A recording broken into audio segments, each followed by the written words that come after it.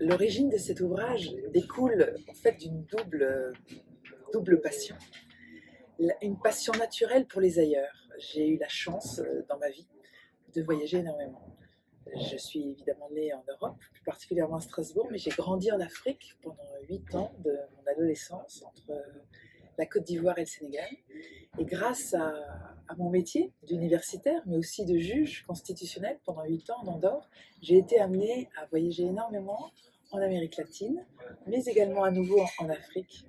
Et dans le cadre de ces voyages, j'ai découvert les systèmes régionaux de protection des droits. Je les ai étudiés. J'ai beaucoup écrit sur ces 3 systèmes et j'ai décidé qu'il fallait absolument faire en sorte que toutes les connaissances à la fois pratiques mais aussi théoriques que j'avais pu accumuler soient recueillies autour et dans un livre qui allait mettre en scène la comparaison des 3 cours.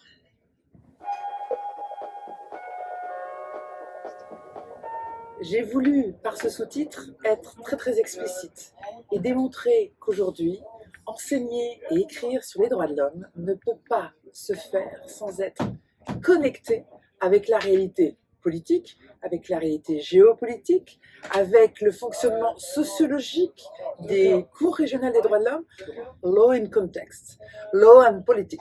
C'est vraiment la matrice qui a été à l'origine de cet ouvrage.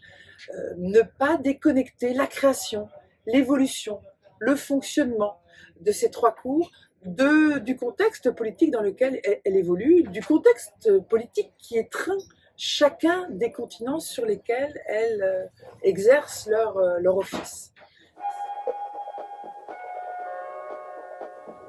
La souveraineté n'a jamais disparu.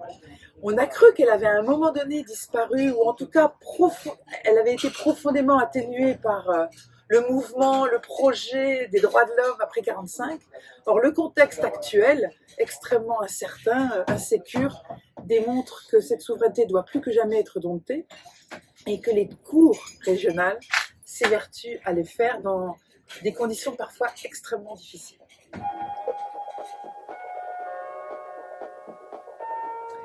Les cours sont effectives parce qu'effectivement, après avoir été instituées par des textes de protection sur les 3 continents, elles ont commencé à fonctionner.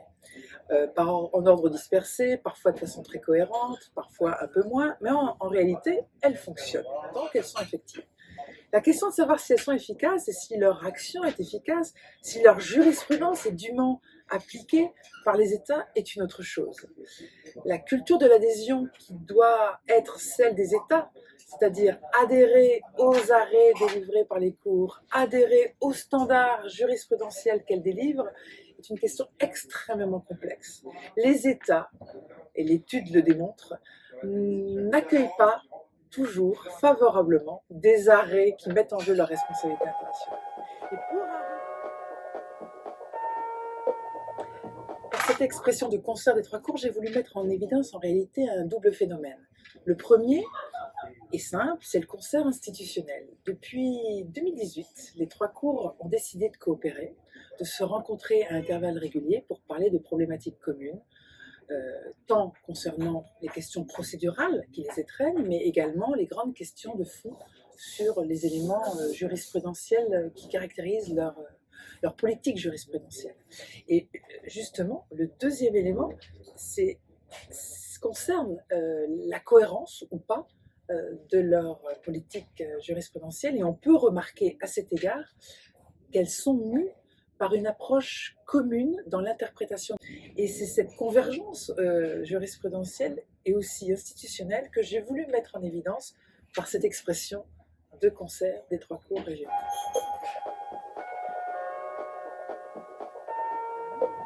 Mais parce qu'elles n'ont jamais été comparées de façon exhaustive à travers l'analyse de toutes les facettes de leurs activités.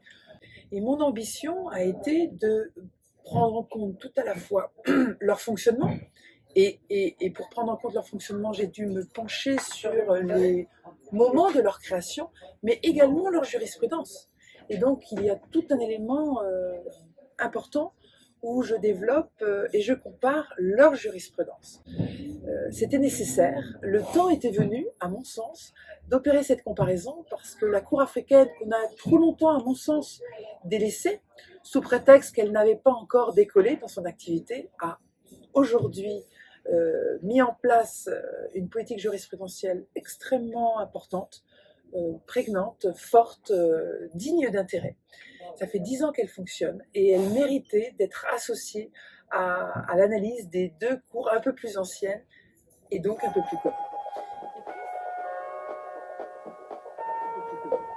Et puis, l'analyse de ces trois cours met en évidence aussi un point, l'inexistence en Asie d'une cour asiatique des droits de l'homme. En dépit de nombreux appels d'intellectuels libéraux ou même de juges et de cours constitutionnelles, je pense à la cour coréenne qui a longtemps appelé de ses voeux une cour asiatique, le continent asiatique n'entend pas se rallier à ce mouvement. Elles sont aujourd'hui que 3, mais peut-être qu'un jour, il y aura 4 cours à comparer.